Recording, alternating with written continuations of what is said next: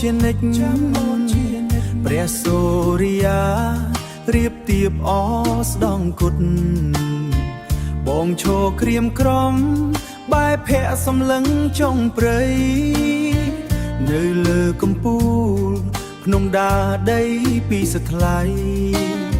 ខ្យល់បក់រវិចវិចកាត់វាស្រែខៀវដាច់កន្ទុយភ្នែ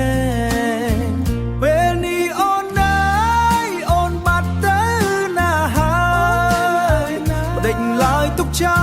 លឲ្យកំឡោះឯកាម្នាក់ឯង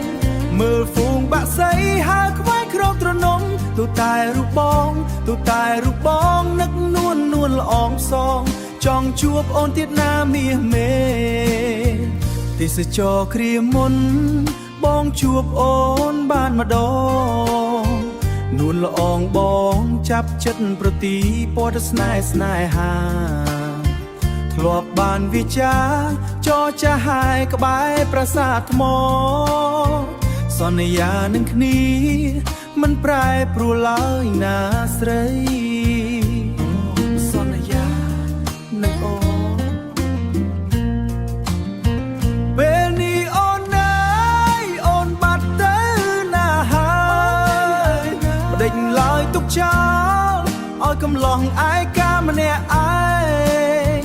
មើលហ្វូងបាក់សីហើខ្វាយក្រោកត្រនំទូតែរូបបងទូតែរូបបងនឹកនួនល្អងផ្សងចង់ជួបអូនទៀតណាមាសមេ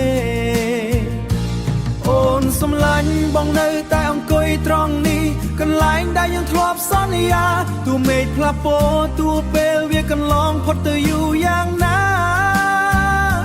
បេះដូងបងនៅតែស្មោះស្ម័គ្រចំពោះអូនម្នាក់គត់បងនឹងរងចាំបងនៅរងចាំ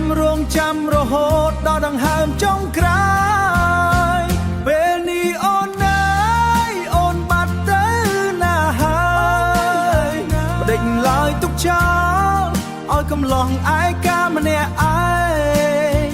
មើលហ្វូងបាក់សីហើខ្វាយក្រោកត្រនំទូតែរូបបងទូតែរូបបងនឹកនួនល្អងផ្សងចង់ជួបអូនទៀតណាមាសមេ